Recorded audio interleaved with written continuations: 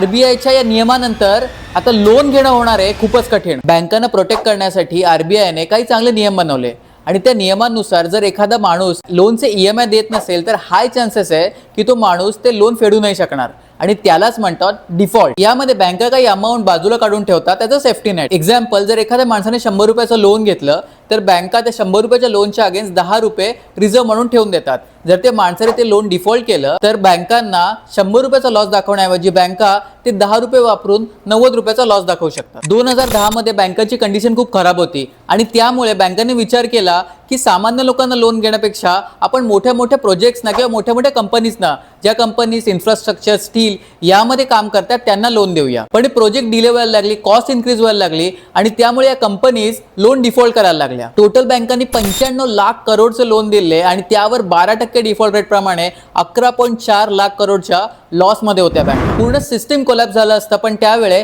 RBI आणि गव्हर्नमेंटने step in केलं आणि सगळा लॉस ॲब्झॉर्ब केला। आणि त्यावेळेसपासून आरबीआयने हा नियम आणला की जेव्हा एखाद्या रिस्की बॉरोला तुम्ही लोन देताय तर त्याच्या अगेन्स्ट तुम्हाला काही पैसे रिझर्व्ह करून ठेवायचे। आता हे नियम आरबीआयने अजून स्ट्रिक्ट केले आहेत। आता बँकेला वेट नाही करायचे ते एखादा माणूस डिफॉल्ट करेल, बँकांना पहिलेच प्रेडिक्ट करायचे की या माणसाची डिफॉल्ट करण्याची शक्यता जास्ती आहे आणि त्याच्या अगेन्स्ट त्यांना पैसे आधीच रिझर्व्ह करून ठेवायचे। आता नवीन नियमामुळे बँकांना जास्तीत जास्त पैसे रिझर्व्ह करून ठेवावे लागतील आणि यामध्ये बँकेचा प्रॉफिट आहे तो साधारण 42,000 करोडने कमी होईल। हा लॉस जो आहे तो कोणाला पास ऑन करतील? ते आपल्यासारख्या सामान्य लोकांनाच पास ऑन करतील। आणि त्यामुळे जर तुमचा क्रेडिट स्कोर चांगला नाहीये, साधारण 750च्या खाली जर तुमचा क्रेडिट स्कोर असेल, तुमचे जर पेमेंट डिफॉल्ट झाले असतील तर तुम्हाला लोन मिळणं हे खूप जास्त कठीण होऊन बसणार आहे। हा रूल 1 एप्रिल 2027 पासून लागू होईल। आता आपण सगळ्यांनी प्रयत्न करूया की आपला क्रेडिट स्कोर किती चांगला होईल, ज्याच्यामुळे जर आपल्याला गरज लागली तर आपल्याला लोन पटकन मिळू शकेल। जर तुम्हाला क्रेडिट स्कोर कसा चांगला करावा याबद्दल माहिती हवी असेल तर खाली कमेंट करा, आपण पुढच्या व्हिडिओमध्ये त्याबद्दल डिस्कशन करूया।